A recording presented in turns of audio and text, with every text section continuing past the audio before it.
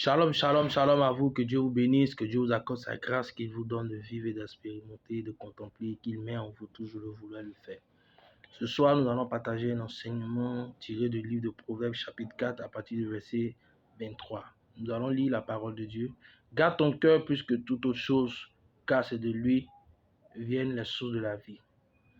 Nous allons prier. Père, merci. Je vais prendre le contrôle de toutes choses, sois au devant de tout.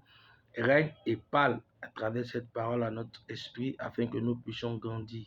Merci. Amen.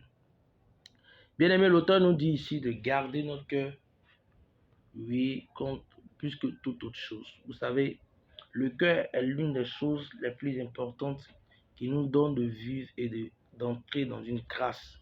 C'est le cœur qui nous donne de pouvoir être au centre d'une réalité ou d'une vérité.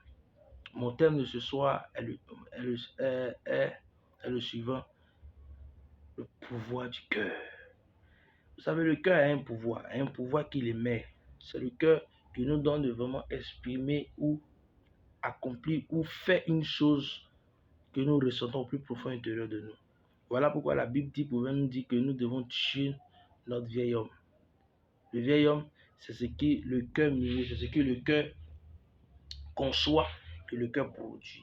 Et c'est pourquoi toute personne qui désire avoir du succès dans la vie, l'une des moteurs qui lui donne de pouvoir entrer dans la bénédiction, c'est son cœur. Le cœur est un pouvoir qui nous donne de pouvoir émettre ou développer ou accomplir ou réagir sur certaines choses que nous voyons. Vous savez, c'est du cœur que nous avons la capacité de pouvoir réaliser tout ce que nous désirons avoir. C'est du cœur que nous cherchons à garder. C'est le cœur qui garde en nous certains sentiments tels que la rancune, la haine, la jalousie, ainsi de suite. Non, c'est le cœur qui mûrit toutes ces choses. Donc, si notre cœur est une chose qui est un facteur de conduite pour nous, nous devons la garder comme toute autre chose.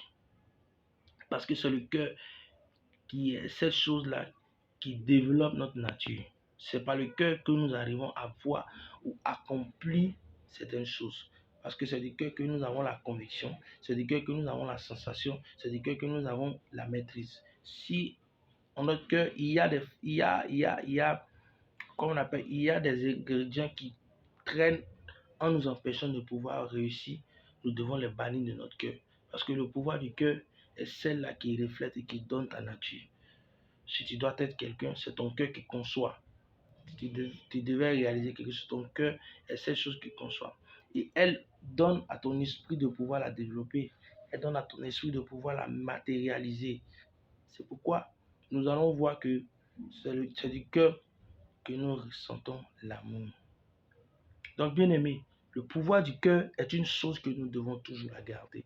Et nous toujours la maintenir sur un ordre qui est bien précis, qui est bien et bon pour notre vie.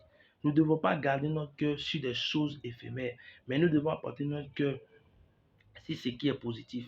Lorsque tu mûris dans ton cœur de croire que tu seras misérable, la misère sera ton partage. Mais si tu conçois en ton cœur que tu seras quelqu'un de bon, cette chose se réalisera dans ta vie. C'est pourquoi le pouvoir du cœur, tu dois la maintenir sur une lancée positive. Ne jamais penser ne jamais croire que ta vie est reflétée à l'histoire de quelqu'un. Non, tu es une personne que Dieu a créée à part. Tu es personnifié sur une chose qui est une chose simple. Et c'est pourquoi il faut que tu gardes ton cœur sur l'objectif ou la chose que tu as entendue. Parce que ton cœur est cette chose qui reçoit, qui capte. Et c'est celle-là qui émet toute chose. Donc, il est important que tu comprennes que ton cœur est la chose qui te donne de vraiment entrer et de réaliser tes projets. Je prie que le cœur de chacun qui est rempli d'amertume, qui est rempli d'angoisse, qui est rempli de soucis, que le Seigneur t'aide à te décharger et qu'il remplisse ce cœur de joie, de paix et d'élévation. Amen.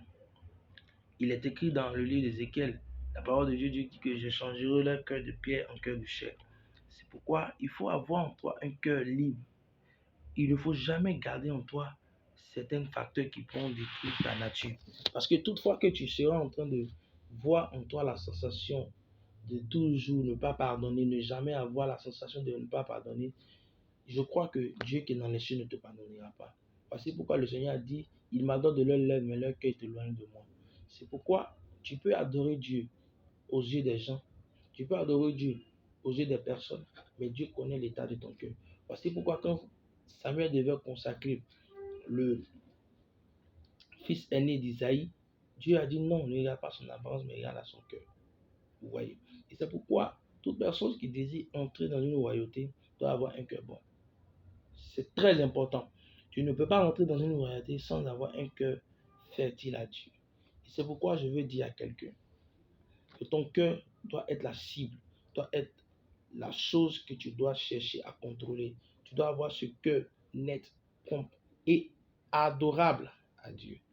C'est pourquoi je veux dire à quelqu'un, à un ministre, à un enfant de Dieu, de comprendre, de savoir que son cœur est la toute chose, est la plus grande des choses, qu'il doit garder et maintenir en ordre. Que Dieu te bénisse, que Dieu t'accorde sa grâce. C'était votre serviteur, le pasteur Boris. Amen.